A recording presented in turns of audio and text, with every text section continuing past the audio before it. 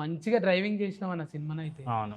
నువ్వు కూడా మంచిగా ఈ స్కూల్లో చదువుకున్నావు కానీ అన్నపూర్ణమ్మ స్టూడియో. నేను film school, Annapurna film school 2 years చేశాను మాస్టర్స్. నాగార్జున సార్ని కలిసినావు అప్పుడు? కలిసిన. నేను నా లూజర్ వెబ్ సిరీస్కి సార్ ప్రీ రిలీజ్ ఈవెంట్కి వచ్చారు గెస్ట్ లాగా. నాకు అందులో ఎడిటింగ్ కూడా నేర్చుకున్నావు అంట. ఎడిటింగ్, డైరెక్షన్, రైటింగ్ 3 నేర్చుకున్నా. అబ్బా ఫల్టీ టాలెంటెడ్ అన్నాను. అవును, చాలా మూడు ఒకే కోర్సా? యా సార్, 3 ఒకటే. 2 yearsలో ఎడిటర్ లేకపోయినా నువ్వే చేసుకుంటావా? లేదు కష్టం. ఈ సినిమాలో ఎడిటర్ చాలా కీ రోల్ ప్లే చేశాడు. నీకు తెలుసా, తను నా జూనియరే. రేసింగ్ 300 TB వచ్చింది ఫుటేజ్. దాని 2 months కూర్చొని ఎడిట్ చేశాడు రేస్ సీక్వెన్స్లని.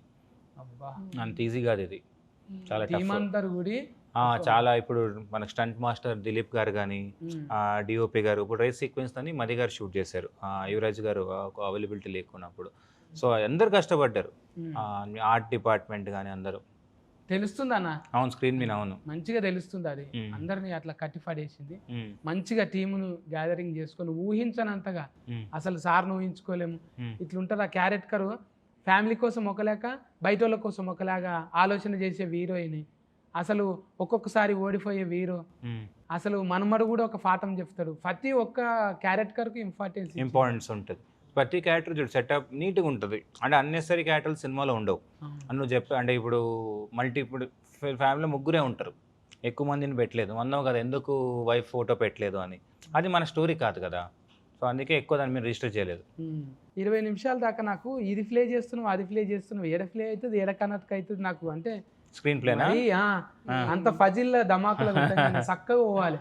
మీరేమో జిప్ అని ఇక్కడ కట్ చేసి ఆడ్ ఓపెన్ చేస్తారు, ఆడ్ ఓపెనింగ్ చేసి. కానీ లాస్ట్కి వచ్చేదాకా నా మంచిగానే అర్థమైంది. అవును, అంటే స్క్రీన్ ప్లే అలా డిజైన్ చేసాం, కూసబెట్టిరు. అవునవును. అంటే ఇప్పుడు ఏంటంటే నీకు ఇప్పుడు ఫైట్ ఉంది. ఫర్ ఎగ్జాంపుల్ 90sలో హీరోయిజం కోసం ఫైట్ పెట్టలేదు మేము. నువ్వు చూస్తే శర్వా గారు కొడుకు శర్వా గారిని అన్నందుకు కొడతాడు, శర్వా గారు రాజశేఖర్ అన్నందుకు వెళ్ళి వాడిని కొడతాడు. సో మనకొక కనెక్ట్ ఉంటుంది.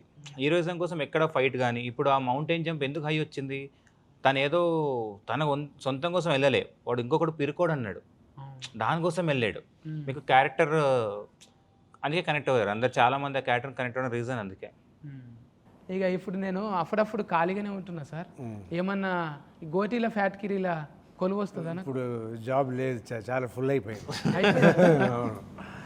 నేను దొడ్డు గోటీలకు ప్లానింగ్ ఇస్తా సార్. నేను ఏమి ఇచ్చినా అప్పుడు ఫుల్ అయిపోయింది. ఇప్పుడు హౌస్ఫుల్ బోర్డు పెట్టేసా ఫ్యాక్టరీ ముందు. నా దగ్గర ఇంజనీరింగ్ ప్లాన్ ఉంది సార్. గోళీలు ఇప్పుడు స్క్వేర్లో చేస్తాను నేను, 4 మూలల గోళీలు చేస్తాను.